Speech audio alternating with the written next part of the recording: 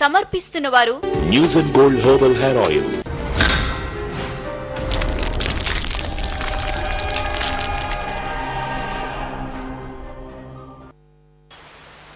నమస్కారం, వనిత help line కి స్వాగతం. ఈ రోజు మన స్టూడియోలో సైకాలజిస్ట్ వంగిపరపు రవికుమార్ గారు ఉన్నారు. మరి ప్రొఫెషనల్ కోర్సులో కొత్త విద్యా సంవత్సరం స్టార్ట్ అయింది. స్టూడెంట్స్ అందరూ కూడా కాలేజెస్కి వెళ్ళడానికి చాలా ఉత్సాహంగా ఉన్నారు. మరి ఇటువంటి పరిస్థితుల్లో కొత్త రిలేషన్షిప్ ఎలా డెవలప్ చేసుకోవాలి, అక్కడ ఎదురయ్యే సమస్యలను ఎలా అధిగమించాలి, ఇలాంటి అంశాలని మాట్లాడడానికి మనతో పాటు రవికుమార్ గారు ఉన్నారు. మీరు కూడా ఫోన్లో మాట్లాడాలి అనుకుంటే 7702344003 7702344005 ఈ నెంబర్స్కి ఫోన్ చేసి రవికుమార్ గారితో మాట్లాడొచ్చు. నమస్కారం అండి. నమస్కారం అమ్మా. రవికుమార్ గారు, ఇప్పుడు కొత్తగా కాలేజెస్కి వెళ్ళే స్టూడెంట్స్ ఎలా ప్రిపేర్ అయ్యి వెళ్ళాలంటారు? ఇది ఇవాళ నుంచి మొదలైందమ్మా. మళ్ళీ కొన్ని కాలేజీలు రేపు సోమవారం నుంచి కూడా మొదలవుతూ ఉంటాయి.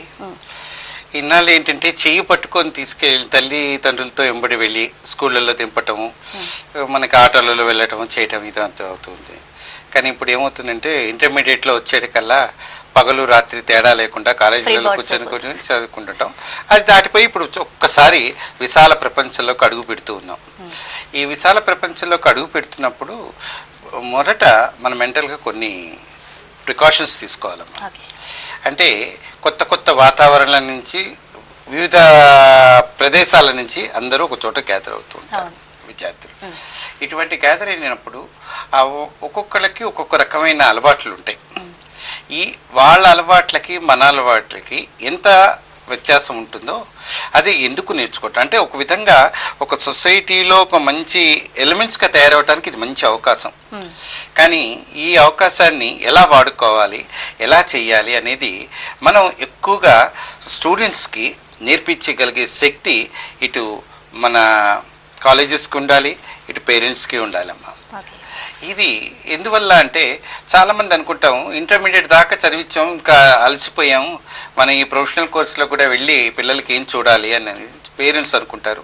పిల్లలు ఏమనుకుంటారంటే మేము పెద్దవాళ్ళం అయిపోయాం, అన్ని బాధ్యతలు మాకు తెలుసు, మేము అన్నీ మోసుకోగలం, ఇంకా ఎప్పుడు మేము తల్లిదండ్రులు చెయ్యి పట్టుకొని వెళ్ళాలా అనే ఆలోచనలో వీళ్ళు ఉంటారు.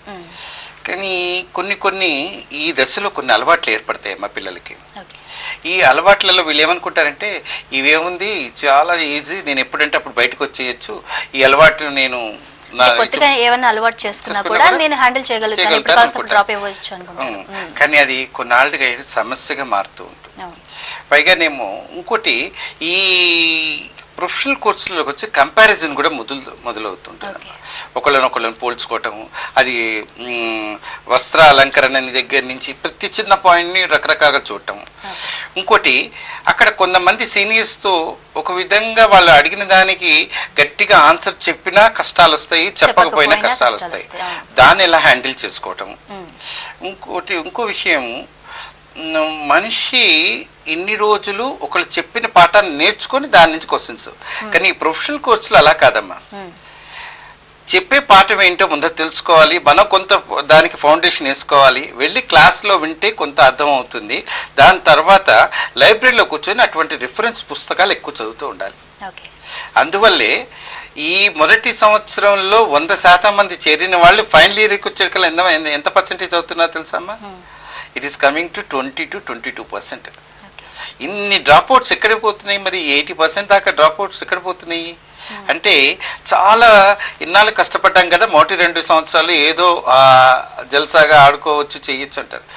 కానీ ఈ రోజుల్లో ఇందాక మీరు లైబ్రరీకి వెళ్ళి చదువుకోవాలన్నారు. ఈ రోజుల్లో ఎవరు కూడా లైబ్రరీకి వెళ్ళడానికి ఇష్టపడట్లేదు. కొంచెం టైం దొరికిందంటే క్యాంటీన్లో కూర్చోవడం, లేదంటే ఫ్రెండ్స్తో చాట్ చేసుకోవడం, ఇట్లా చేస్తున్నారు. లైబ్రరీకి కంపల్సరీ వెళ్తే దానివల్ల బెనిఫిట్స్ చెప్పండి. తప్పకుండా ఉంటాయమ్మా. దానివల్లే ప్రొఫెషనల్ కోర్సులలో మీ నాలెడ్జ్తో పాటు మీరు ఒక సబ్జెక్ట్ని ఇచ్చినప్పుడు దాన్ని ఎట్లా హ్యాండిల్ చేయగలుగుతారు, ఇవన్నీ ఏంటంటే మన పుస్తకాలు చదువుతున్న కొద్దీ వాటిలలో విజ్ఞానం అనేది పెరుగుతూ ఉంటుంది. ఇంకోటి, ఇక లెక్చర్స్ కూడా పట్టించుకోరమ్మా ఎక్కువగా. వాళ్ళు ఏంటంటే వాళ్ళ జాబ్ ఏంటి, వచ్చి చెప్పడం వెళ్ళిపోవటమే. ఎవరైనా క్వశ్చన్స్ వేసి అడిగినప్పుడే వాళ్ళు సమాధానం చెప్తారు, లేకపోతే it is not my job అన్నట్టుగానే ఉంటారు. ఇక్కడ ఒక తల్లిదండ్రులు పిల్లలు ఆలోచించాల్సింది, మనం 100% జీతం కడుతున్నాం, మన లెక్చర్స్ కూడా 100% జీతాలు తీసుకుంటున్నాం, మనం 100% నాలెడ్జ్లో కనీసం 90-80% నాలెడ్జ్ అన్నా స్కూల్ నుంచి తీసుకొస్తున్నామా లేదా అని ఒక్కసారి ఆలోచించుకోవాలి. అలాగే చాలామంది విద్యార్థులు ఇంకేముంది కాలేజీకి అని బయలుదేరుతారు, ఇంట్లో నుంచి మధ్యలో డ్రాప్ అయిపోతారు. ఇక్కడ తేలితే ఏదన్నా ఒక సంఘటన జరిగినప్పుడు మట్టుకే బయటకు వస్తున్నాయి. ఇంకోటి ఇది ఎందుకంటే అప్పుడే రెక్కలు వచ్చిన పక్షులు విశాలమైన ప్రపంచంలో ఎన్నో రంగురంగులు కనపడుతూ ఉంటాయి. ఈ రంగురంగులు కనపడుతున్నప్పుడు వీటి పట్ల ఆకర్షణ పెరిగిపోతుంది. ఈ ఆకర్షణలో ఫస్ట్ మనం తెలుసుకోవాల్సింది ఏంటంటే, ప్రస్తుతం మన సినిమా ప్రపంచంలో కూడా చాలా జరుగుతున్నాయి. ఏంటంటే ఈ జీవితంలో మీకు వచ్చే రోజు ఒకటేసారి, ఈ రోజు నాడు మీరు ఎంజాయ్ చేయకపోతే రేపేం ఎంజాయ్ చేయగలుగుతారు అని చెప్తూ ఉంటారు.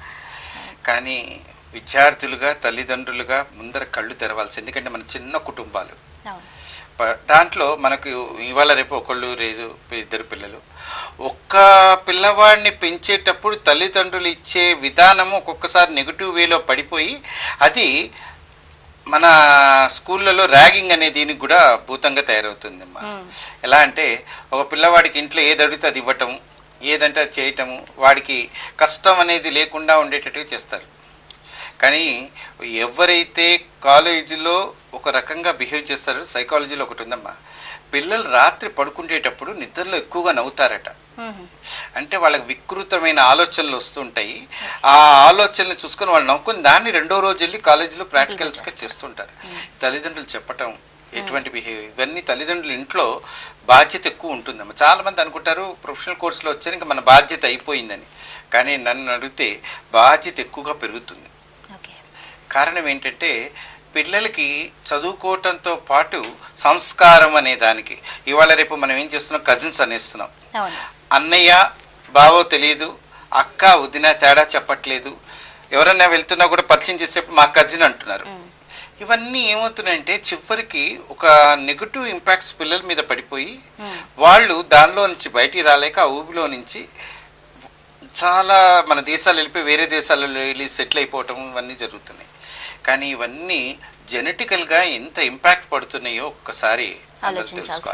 ఇప్పుడు రవికుమార్ గారు, చాలా మంది పిల్లల గురించి పేరెంట్స్కి పూర్తి అవగాహన ఉంటుంది, కొంతమంది సున్నిత మనస్తత్వం ఉన్న పిల్లలు ఉంటారు. అలాంటి వాళ్ళు ఇలా కాలేజెస్కి వెళ్ళినప్పుడు ప్రతి చిన్న విషయానికి వాళ్ళు రియాక్ట్ అయిపోవడం జరుగుతుంటుంది. అలాంటి వాళ్ళ గురించి పేరెంట్స్ ఎలాంటి జాగ్రత్తలు తీసుకోవాలంటారు?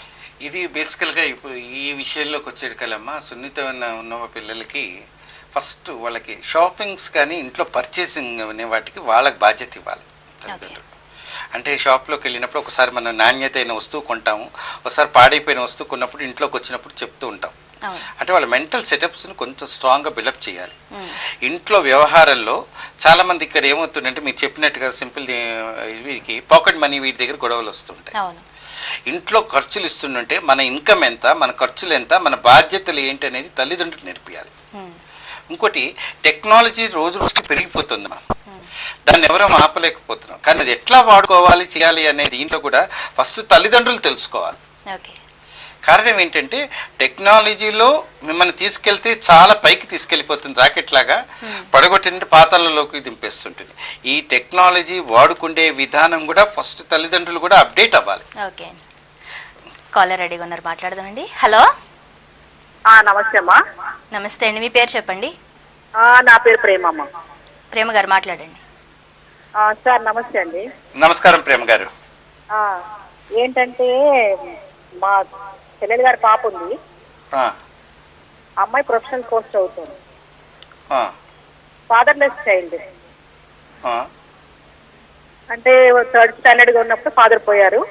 ఓకే అమ్మా. అమ్మాయి ప్రవర్తన అండి చాలా విపరీతంగా ఉంటుందండి. ఒక్కోసారి బాగుంటుంది, మదర్ మీద అసలు విపరీతమైన డామినేషన్, తర్వాత అసలు ఏం మాట్లాడుతుందో కూడా తెలియకుండా కోపం వస్తే విసిరేయడము, లేకపోతే నెక్స్ట్ టైం చిట్టింగ్.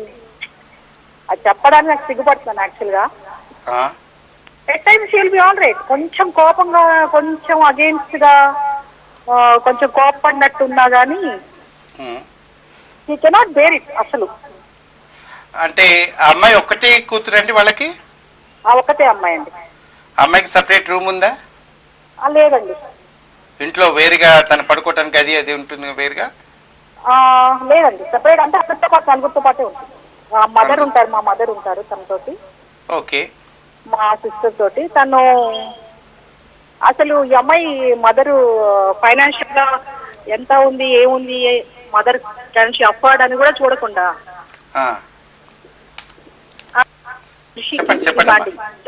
ఏదన్నా సరే కొంచెం కాస్ట్లీ క్లోత్స్ అట్లా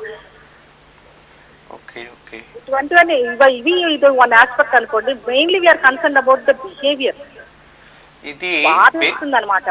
ఆ అమ్మాయికి మంచి చెడు, పెద్ద చిన్న,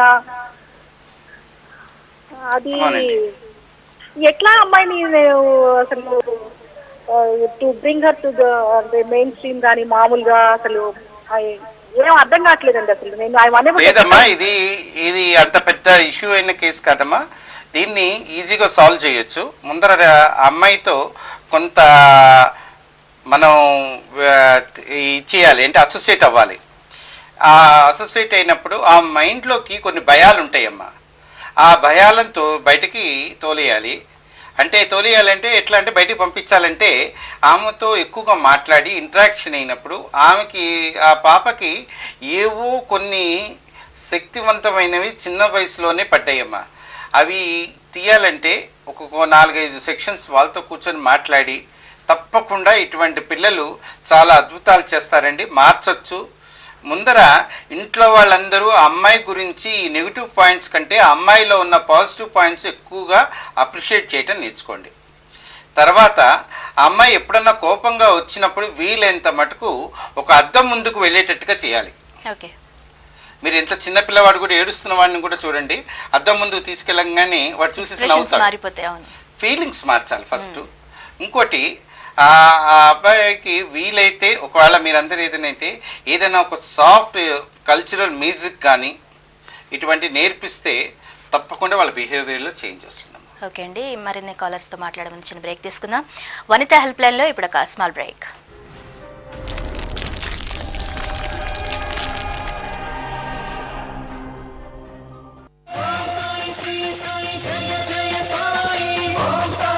सबका मालिक एक है.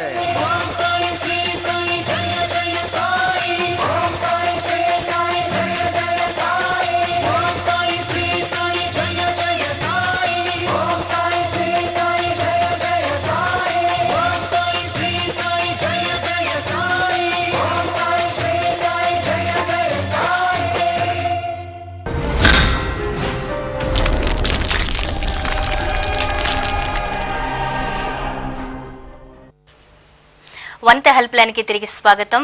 మన స్టూడియోలో రవికుమార్ గారు ఉన్నారు. మీరు కూడా మాట్లాడాలి అనుకుంటే స్క్రోల్ అయిన నెంబర్స్ కి ఫోన్ చేయండి. మరి రవికుమార్ గారు మరో కాలర్ రెడీగా ఉన్నారు, మాట్లాడదాం. హలో. నమస్తే అండి. హలో, కొంచెం గట్టిగా మాట్లాడండి. చెప్పండి. నమస్తే. పేరు? పేరు పద్మ అండి. పద్మ గారు కొంచెం గట్టిగా మాట్లాడండి. నేను వైజాగ్ నుంచి మాట్లాడుతున్నాను. చెప్పండి. ఏం లేదు, మా అబ్బాయి గురించి. మా అబ్బాయి ఇంటర్మీడియట్ చదువుతున్నాడు. ఓకే. వాడేంటంటే మామూలుగా అందరితో కలుస్తాడు కానీ తొందరగా ఫ్రెండ్షిప్ కూడా కొంచెం తొందరగా అనమాట బ్రేక్ అవుతూ ఉంటుంది అందరితో. దాంతో ఏంటంటే ఇంట్లో కొంచెం విసుక్కుంటూ ఉంటాడు. అంటే కొంచెం పదునుగా మాట్లాడుతూ ఉంటాడు. వాడికి ఎలా మాట్లాడడం ఎలా పోతుంది, మామూలుగా అందరితో చక్కగా మళ్ళీ ఫ్రీగా ఫ్రెండ్లీగా ఎలా ఉంటాడు. అంటే మళ్ళీ ఎవరైనా ఏదన్నా అంటే వెంటనే నొచ్చుకుంటూ ఉంటాడు. సెన్సిటివిటీ ఎక్కువ. ఓకే. సో తొందరగా ఫ్రెండ్షిప్ చేస్తాడు, అలాగే తొందరగా బ్రేక్ చేసేస్తుంటాడు అన్నమాట. దీని కారణం ఏంటంటే వాళ్ళు సొసైటీలో మన కల్చర్, మన పెళ్ళిళ్ళు ఇవన్నీ జరుగుతూ ఉంటాయమ్మా. చాలా మటుకు పేరెంట్స్ 10th దాకా ఇంటర్ దాకా ఏం చేస్తున్నట్టు తీసుకెళ్లరు. అవును. ఈ తీసుకెళ్లకుండా వాళ్ళని ఇంట్లో చదువు అని చెప్తారు. దాంతో ఏమవుతుంది, బయటికి వెళ్ళంగానే ప్రతి వాళ్ళు ఫస్ట్ అడిగే క్వశ్చన్ ఏంటంటే, పిల్లలకి ఎక్కువగా ఇరిటేట్గా ఫీల్ అవుతున్నారమ్మా ఇవాళ రేపు. నువ్వు ఏం చదువుతున్నావు, నీకు ఎంత పర్సంటేజ్ అని అడుగుతారట, కానీ నువ్వు ఎలా ఉన్నావు, ఏం తిన్నావు, ఎటు వెళ్తున్నావు, ఏం చూసావు అని అడగరట. ఈ చదువు అవ్వగానే రెండోది ఏమడుగుతున్నారంటే నువ్వు ఏం సినిమాలు చూస్తున్నావు, నీకు సినిమా నాలెడ్జ్ లేదా అని కూడా అడుగుతూ ఉంటారట. ఈ రెండిటి యొక్క ఇంపాక్ట్ ఇటువంటి పిల్లలు తయారవుతుంటారమ్మా. అంటే వాళ్ళకి కంపారిజన్ మొదలవుతుంటుంది. ఇక్కడ ఏమవుతుందంటే ఒక మనిషి ఏదైనా అనంగానే తను పోల్చుకుంటాడు, దాంట్లోకి ఇన్వాల్వ్ అయిపోతాడు. ఆ ఇన్వాల్వ్ అయిపోగానే ఇరిటేషన్ స్టార్ట్ అవుతుంది. ఈ ఇరిటేషన్ స్టార్ట్ అవ్వగానే ఇంకా వాళ్ళ నుంచి తప్పించుకోవటం ఎట్లా అనే దానికి మార్గం వెతుకుతూ ఉంటారన్నమాట. ఇది చైల్డ్ సైడ్ కామన్గా జరుగుతుంది. జనరల్గా ఎక్కువగా పిల్లలకి నలుగురులో చిన్నప్పుడు కలవనీయకుండా ఒక పద్ధతి. రెండోది, పిల్లలు చిన్నగా ఉన్నప్పుడు చాలామంది పెద్దవాళ్ళు ఏం చేస్తుంటారంటే వాళ్ళకి తెలిసిన పెద్దవాళ్ళ గురించి నెగిటివిటీ ఎక్కువగా మాట్లాడుతూ ఉంటారు. అంటే రిలేషన్స్లో వాళ్ళ గురించి నెగిటివిటీ ఎక్కువ మాట్లాడే కల్లా అది కూడా ఈ పిల్లల మీద ఇంపాక్ట్ పడుతుందమ్మా. మూడోది, పిల్లలు ఏదైనా ఒక వస్తువు పోయినప్పుడు ఇంకా వాళ్ళు ఎప్పుడు ఎటువంటి పరిస్థితిలో పోయినా కానీ ఆ వస్తువు నువ్వే పారేస్తావు అని చెప్పేది జరిగిపోయిన దాన్ని పదే పదే వాళ్ళకి రిమైండర్ చేస్తున్నప్పుడు కూడా ఇటువంటి ఇంపాక్ట్స్ జరుగుతుంటాయి. ఇవి అందువల్లే నేను చెప్పేది పేరెంటింగ్ అనేది ఒక ఆర్ట్. అది మీరు ఎట్లా డ్రాయింగ్ వేస్తారో అటువంటి మోడల్లో మీ పిల్లలు తయారవుతారు. ఇది చాలా మంది ఏమనుకుంటారంటే మేము చాలా కష్టపడుతున్నాం, మేము పిల్లల కోసమే కష్టపడుతున్నాం, పిల్లల కోసమే చేస్తున్నాం చాలా మంది చెప్తూ ప్రతిసారి పిల్లలకి నీకోసం ఇంత ఖర్చు పెడుతున్నాము, నీకోసం ఇంత చేస్తున్నాము, నీకోసం ఇంత టైం స్పెండ్ చేస్తున్నాం అన్నప్పుడు పిల్లలలో ఇటువంటి స్వభావం ఎక్కువగా పెరిగిపోతుంది. ఓకే, ఇప్పుడు అబ్బాయికి ఏం సజెస్ట్ చేస్తే బాగుంటుంది? ఈ అబ్బాయికి ఎక్కువగా మీకు చేయాల్సింది ఏంటంటే ఇంట్లో భోజనం ఒకసారైన కూర్చొని అందరు కలిసి భోజనం చేస్తున్నప్పుడు అబ్బాయి వడ్డించటం అనేది నేర్పియాలి. వడ్డించటం ఎందువల్ల అంటే ఒకరికి ఇష్టం, నాకు ఇది వద్దు, ఇది రెండోసారి కావాలి, ఇదేని అడుగుతున్నప్పుడు వాళ్ళ మాటలు యాక్సెప్ట్ చేయడానికి, నా వాళ్ళదికే కదా అని మాటలు యాక్సెప్ట్ చేయడానికి అలవాటు చేయాలి. రెండోది, అబ్బాయికి అప్పుడప్పుడు మన క్లాస్ బుక్సే కాకుండా కొన్ని స్టోరీస్ లాంటివి మనం చెప్పటం, లేకపోతే అబ్బాయిని అడిగి తెలుసుకోవటము. ఇంకోటి, ఎప్పుడైనా బయట షాప్స్కి వెళ్ళినప్పుడు నువ్వు ముందర బేరం చేయి నాన్న అని చెప్పి పక్కన నుంచొని అతని చేత అడిగించటము చేయటము చేస్తున్నప్పుడు రెండు వస్తువులలో తేడా ఎందుకు, ఇది ఒక 100 రూపాయలు ఉంది, ఇది 80 రూపాయలు ఉన్నాయి, ఈ రెండింటికి తేడా ఏంటి అనేది అబ్బాయికి మనకి ఎక్స్ప్లెయిన్ చేసి ప్రాక్టికల్గా చేయాలి. ఓకే, అప్పుడు తను మంచి మంచి ఫ్రెండ్స్ సెలెక్ట్ చేసుకోవడం కూడా జరుగుతుంది. ఇది చేయగలిగితే పద్మ గారు తప్పకుండా మార్పు జరుగుతుంది. ఓకే అండి, మరో కాలర్ రెడీగా ఉన్నారు, మాట్లాడదాం. హలో హలో, నా పేరు సరస్వతి అండి, హైదరాబాద్ నుంచి మాట్లాడుతున్నా. చెప్పండి సరస్వతి గారు. హలో హలో, మాట్లాడండి. మా బాబుకు 29 years అట్లా ఉంటాయండి.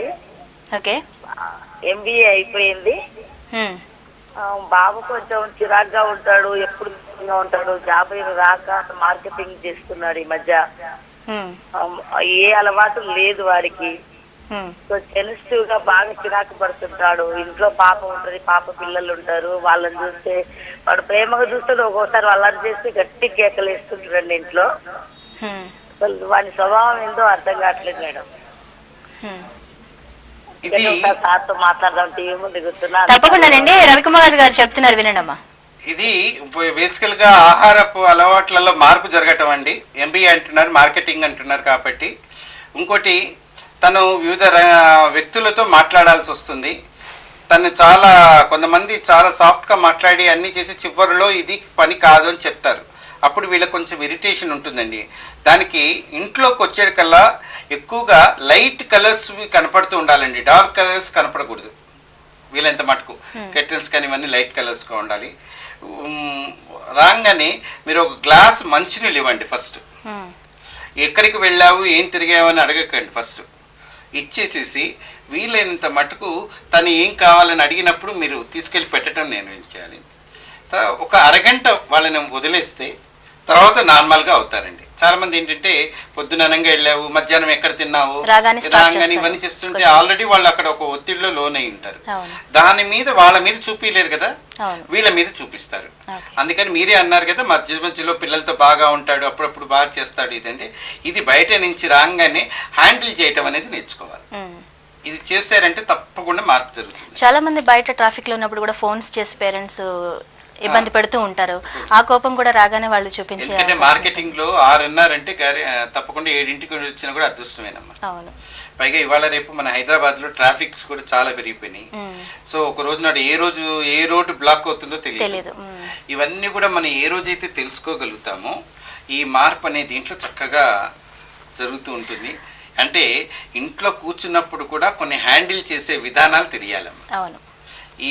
ఎప్పుడైతే ఈ మార్పు మనం తెలుస్తుందో తప్పకుండా ఎదుటి వారి యొక్క స్వభావాలను తెలుసుకొని మనం ఎట్లా మార్చుకోవాలి అనేది ఇంట్లో వాళ్ళు నేర్చుకోవాలి. ఓకే, చిన్నపిల్లలుగా ఉన్నప్పుడు పేరెంట్స్ చెప్పిన ప్రతిదీ వింటూ ఉంటారు పిల్లలు.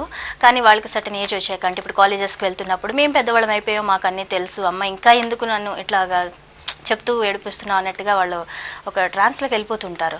అలాంటి టైంలో పేరెంట్స్ ఎలా హ్యాండిల్ చేస్తే బాగుంటుంది అంటారు? పిల్లల్ని ఏం చెప్పినా వినని స్టేజ్కి వెళ్ళిపోతారు ఈ ఏజ్లో. ఇది ఎందుకు జరుగుతుందంటే చిన్నప్పటి నుంచి వాళ్ళకి కొన్ని విషయాలలో ఎక్కడ ఖండించాలి, ఎక్కడ ఖండించకూడదు అనే దాంట్లో నవ్వుతూ ఉంటాం అన్నమాట. వాళ్ళు ఏదైనా చేస్తే ముద్దుగా మా బాబు చేశాడు, క్లాప్స్ కొడుతూ ఎంకరేజ్ చేస్తాం. కానీ ఒక వయసు వచ్చిన తర్వాత వాళ్ళు ఏది చేస్తున్నా కానీ ఇది తప్పు తప్పు అని చెప్తూ ఉంటారమ్మా. ఎందుకు తప్పు అని చెప్తారంటే వీళ్ళకి మార్కులు రావట్లేదనో, వాడు చేస్తున్నది రైటే కానీ ఆ మార్కులు రాలేదు కదా, ఇది తప్పు. తర్వాత ఎప్పుడన్నా వాళ్ళ పొరపాటున వెళ్తూ ఏదైనా చేస్తే ఈ చేతిలో ఏదైనా వస్తువు జారి పడిపోయింది అనుకోండి, పడిపోగానే నీ చేతులు అసలు దేనికి పనికిరావు, అన్నిటికీ అంటే ఈ చేతులలో చాలా మ్యాజిక్ ఉందమ్మా. దీనికి ఒక చిన్న ఎగ్జాంపుల్ చెప్తాను. ఒక అతను గురువు దగ్గర ఒకటి నేర్చుకుందామని వెళ్ళి, అతను వెళ్ళిన దగ్గర నుంచి 3 సంవత్సరాలట రోజు బకెట్ నీళ్లు తీసుకురమ్మంటట, చేత్తో కొట్టమంటమ్మా. నీళ్లు పోయి పక్కన కొట్టేటప్పుడు ఆ నీళ్లు బయట పడిపోవాలి. అట్లా కొట్టింటే 3 సంవత్సరాలు చేసి అతను విసుగు చెందేసి, నేను ఇంక ఈ గురువు దగ్గర ఎప్పుడు చేసినా నీళ్లు తెమ్మంటున్నాడు, కొడుతున్నాడు అని చెప్పేసి విసుగు చెంది వెళ్ళిపోయాడట. ఇంటికి రాగానే, ఊర్లోకి రాగానే 3 సంవత్సరాలు ఆ గురువు దగ్గరికి వెళ్ళి నేర్చుకున్నావు, ఏం నేర్చుకున్నావు అని ప్రతి వాళ్ళు అడిగారట. అడిగితే ఏం నేర్చుకున్నా, ఏం లేదు, రోజు నీళ్లు కొట్టమన్నాడు, ఇంతకంటే ఇంకేం నాకు నేర్పలేదు అన్నాడు. సరే ఇంటికి రాగానే ఫ్రెండ్స్ అంతా కూర్చొని టేబుల్ దగ్గర కూర్చొని ఉండగానే వెంటనే వాళ్ళ అమ్మ కూడా 3 ఏళ్ళు లేవు నాన్న, నువ్వు ఇప్పుడు ఏం చేసావంటే వాడు కోపంతో ఇట్లా గట్టిగా బల మీద కొట్టాడు. బల్ల 2 ముక్కలు అయిపోయింది. అప్పుడు అర్థమైందిట ఈ చేతులకి ఆ గురువు ఇచ్చిన శక్తి ఏంటి అని. ఓకే అండి, మరి కాలర్ రెడీగా ఉన్నారు, మాట్లాడదాం. హలో హలో, మీ పేరు చెప్పండి. నా పేరు ప్రమీల అండి. ప్రమీల గారు మాట్లాడండి. డాక్టర్ గారు మాట్లాడండి. నమస్కారం ప్రమీల గారు, మాట్లాడండి. డాక్టర్ గారు, మా బాబు గురించి మాట్లాడాలనుకుంటున్నాండి. తను మంచిగానే ఎంఎస్ చేశాడు, జాబ్ చేస్తున్నాడు, కానీ మరి అందరిలో కలవలేకపోతున్నాడండి. బయటికి అంటే నలుగురిలో మాట్లాడాలి అంటే మాట్లాడలేకపోతున్నాడు, నలుగురిలోకి రాలేకపోతున్నాడండి. ఏంటో ఇన్ఫీరియారిటీ ఫీల్ అవుతున్నాడండి. ఇన్ఫీరియారిటీ అంటే తను ఏంటో తక్కువ, ఏంటి నాన్న ఏంటి అని అంటే సమస్య ఏమి చెప్పడు. ఏం లేదు బాగానే ఉన్నా కదా అంటాడు. మ్యారేజ్ గురించి అడిగినా చేసుకొని అంటాడు. మరి మాకేంటో ఏం చేయాలి డాక్టర్? సైకియాట్రిస్ట్ చూస్తామండి. హలో హలో డాక్టర్ గారు, వినపడట్లా మీరు అనేది? మీకు ఒకటే బాబు అమ్మా? లేదండి, పాప కూడా ఉంది కానీ తను మ్యారేజ్ సెటిల్ అయింది. ఏం చేయాలో మాకు అర్థం కావట్లేదండి. దీనికి బేసికల్గా ఏమవుతుందంటే అమ్మా, ఒక్కసారి ఎంఎస్కి వెళ్ళిన తర్వాత అక్కడ ప్రపంచంలో ఎక్కువగా ఇచ్చేది ఏంటంటే మీ మేధాశక్తికి ఎక్కువగా విలువిస్తారమ్మా. అక్కడ మీ పని మీరు చేసుకోవాలి. వారానికి 2 రోజులే ఉంటాయి అక్కడ క్లాసెస్. తక్కిన టైం అంతా కూడా మీకు ప్రాక్టికల్స్ చదవటం ఇవన్నీ ఎక్కువ ఉంటాయి. దీనివల్ల కూడా అక్కడ మాట్లాడటానికి కూడా ఎక్కువ మంది ఉండక చాలా మంది పిల్లలు ఏమైపోతారంటే లోన్లీనెస్ ఫీల్ అలవాటు అవుతారు. ఇక్కడ రాగానే మీరు ఏం చేస్తుంటారంటే వీలైనంత మటుకు ఫ్యామిలీ అంతా కలిసి పిక్నిక్స్కి వెళ్ళటం మొదలు పెట్టాలండి. పిక్నిక్స్కి వెళ్తుంటే కొత్త ప్లేస్కి వెళ్తారు, కొత్త మందిని చూస్తుంటారు. వీళ్ళకి బయటకు వెళ్ళి చేసేటికల్లా ఒక ఎక్స్పోజర్ అనేది దొరుకుతుంటుంది. తర్వాత అబ్బాయి అప్పుడు కూడా కొన్ని విషయాలలో మార్పు రాలేదంటే ఇమ్మీడియట్లీ మీరు ఒక సైకాలజిస్ట్ని కలవాలండి. కలిసినప్పుడు తప్పకుండా మార్పు జరుగుతుంది. అంటే తన మనసులో ఏమన్నా బాధగాని ఏదన్నా విషయాలుంటే ఎవరికి చెప్పుకోలేనివి ఏమన్నా ఉంటే అక్కడ అటువంటి వాటికి పరిష్కారం దొరుకుతుంది. ఓకే అండి, చాలా చక్కగా చెప్పారు. థ్యాంక్ యూ వెరీ మచ్ అండి రవికుమార్ గారు.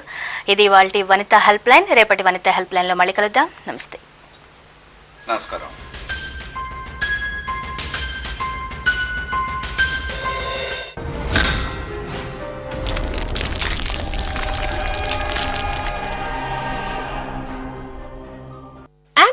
courtesy My Designer Boutiques and Services, Head Office, PVT Market, Kottapet, Hyderabad. సమర్పించిన వారు News and Gold Herbal Hair Oil.